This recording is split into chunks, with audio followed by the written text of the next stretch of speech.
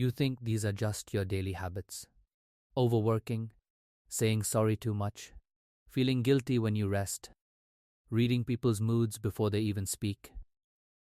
But what if these habits are not your personality? What if they are signs of childhood emotional neglect, the kind you ignored for years because nobody ever called it pain? If you do even 3 of these daily, this video may explain why you feel responsible for everyone, but rarely feel seen yourself. Most people don't realize their greatest strengths were once survival tactics in a home that never asked how they felt. Childhood emotional neglect doesn't leave a scar you can see. It leaves a personality that gets praised. You became the easy one, the undemanding one, the person everyone relies on because you never seem to need anything back. And the habits that earn you compliments today? They started as something else entirely. Here are 10 of them. Number 1.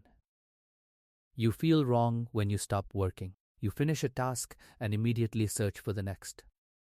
Not because your to-do list demands it, but because doing nothing triggers a quiet buzz of shame. Rest feels like a transaction you haven't earned. Nobody sat you down and taught this.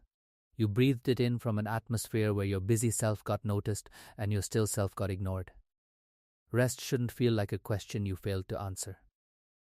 Number 2, you run conversations in your head before they happen. Before a difficult talk, sometimes even a simple one, you've already played it out 3 times. You've scripted your lines, predicted their reactions, prepared for the worst version of what they might say. You call this being prepared. But look closer. When did planning ahead turn into bracing for impact? This habit began in a home where moods shifted without warning. Reading the room wasn't social grace, it was armor. Your brain learned to calculate emotional chess moves because not calculating once cost you too much, and that brilliant, exhausted brain has never forgotten. Number 3. You apologize for everything, including existing.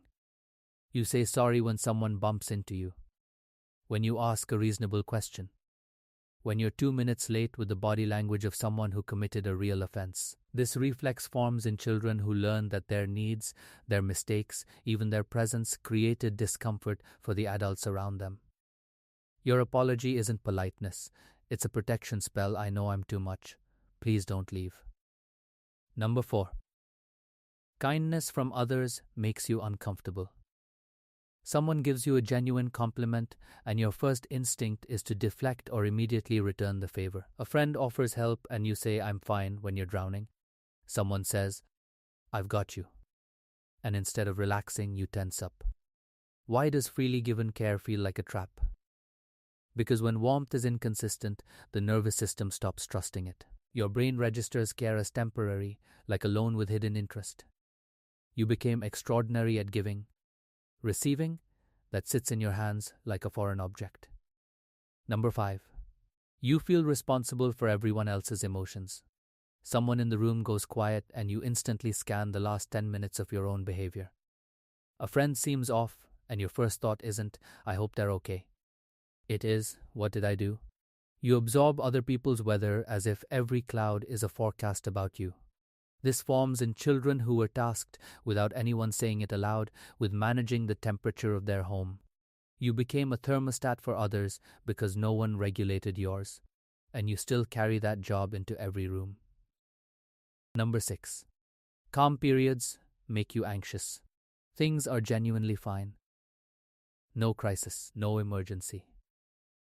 And instead of relaxing, you feel a low hum of dread.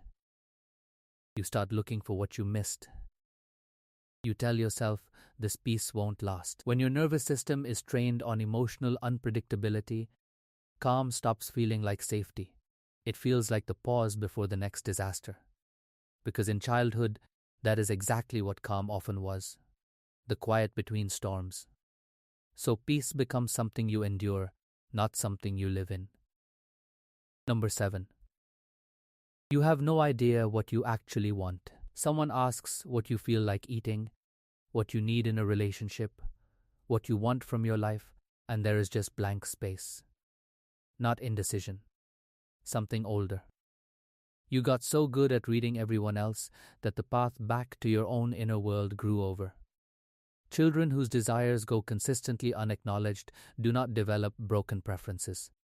They develop buried ones. Your wants are still there, you just forgot the way home. Number 8. You can describe your feelings without actually feeling them. You can tell someone exactly what you're experiencing with clinical accuracy.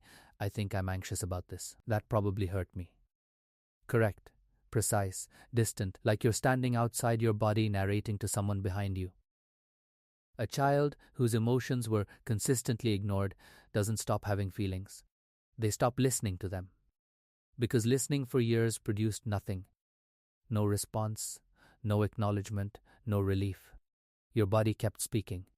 Your mind learned to change the station. Number 9. You become whoever the room needs you to be.